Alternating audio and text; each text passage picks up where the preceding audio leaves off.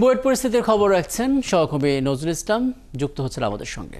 নজরুল, আপনার প্রতিবেদন দেখছিলাম, 5 সদস্যের কমিটি গঠন করা হয়েছে এবং তারা সুপারিশ পেলে ব্যবস্থা নেওয়ার কথা। সুপারিশ দিয়েছে কিনা, সেরকম প্রস্তুতি চলছে কিনা এবং আজকে নতুন কোনো কর্মসূচি শিক্ষার্থীদের আছে কিনা, কি দেখছেন ক্যাম্পাসের পরিস্থিতি? হ্যাঁ রাকিব, আপনি যেমন প্রতিবেদনটি দেখছিলেন, তো রাকিব, আজকে আপনাকে প্রথমেই জানিয়ে রাখি, আজ বৃহস্পতিবার, বুয়েটের সাপ্তাহিক ছুটি।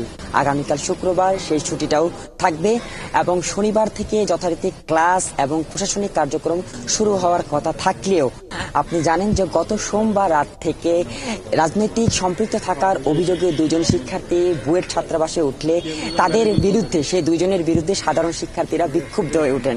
সেই থেকে সোমবার মধ্যরাত থেকে মঙ্গলবার বুধবার পর্যন্ত যথারীতি ক্লাস পরীক্ষা সহ সকল ছাত্রছাত্রীরা তাদের কার্যক্রমকে বয়কট করে স্থগিত রাখে।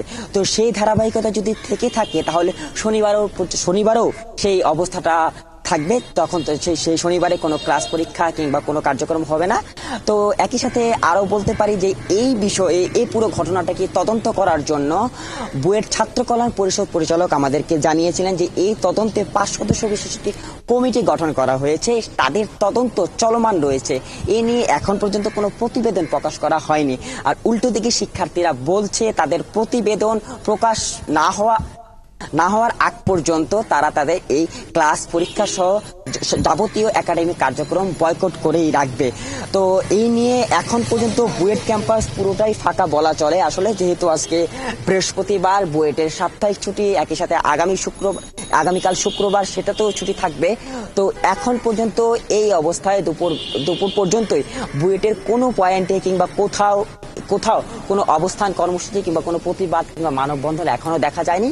তারা সেই সোমবার মধ্যরাতের পর থেকে যে ঘোষণা দিয়েছেন, সেই ঘোষণার মধ্যেই এই শিক্ষার্থীরা অটল রয়েছে এবং অনেক শিক্ষার্থীর সাথে কথা বলার চেষ্টা করলেও তারা গণমাধ্যমের সামনে কথা বলতে ইচ্ছুক নয়।